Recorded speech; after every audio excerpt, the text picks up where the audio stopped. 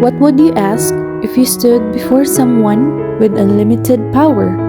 Would you request wealth, fame, or security? And what if your request revealed the truth about your heart? Story time! A bold request. James and John, two brothers, walked closely behind their teacher, Jesus, as he led the way to Jerusalem.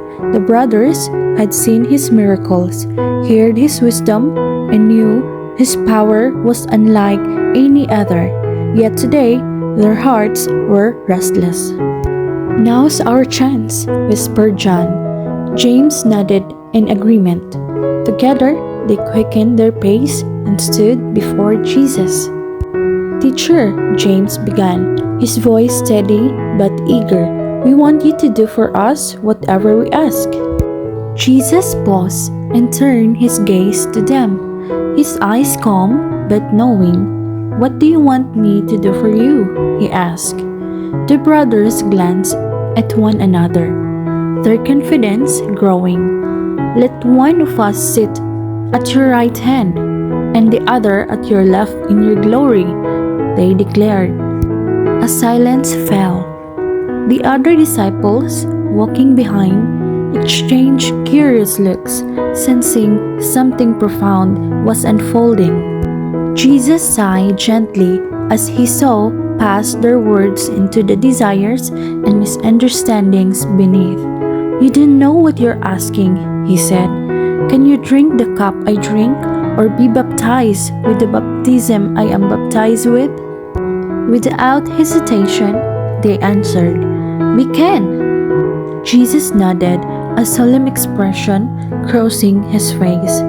"You will drink the cup I drink and be baptized with the baptism I am baptized with, but to sit at my right or left is not for me to grant.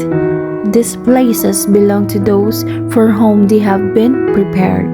The other disciples, overhearing, began to grumble.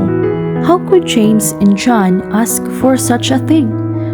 Were they seeking power over their brothers? Jesus, sensing their frustration, called them all together.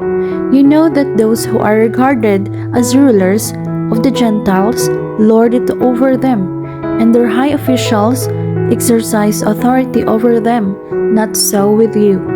His voice softened, but the weight of his words was unmistakable.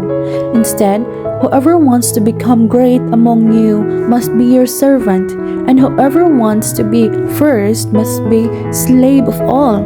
For even the Son of Man did not come to be served, but to serve, and to give his life as a ransom for many." The group fell silent, the weight of his teaching sinking deep into their hearts. Greatness, they realized, was not found in power or possession, but in humility and service. And so they walked on, each step bringing them closer to Jerusalem and to the ultimate act of service that Jesus would soon display. So remember, true greatness is not found in seeking power or recognition, but in serving others with humility. Just as Jesus came to serve and give his life, we are called to lift others up, knowing that in God's kingdom, the greatest are those who serve. Keep your heart focused on Him, and He will guide your path to true purpose and fulfillment. God bless you!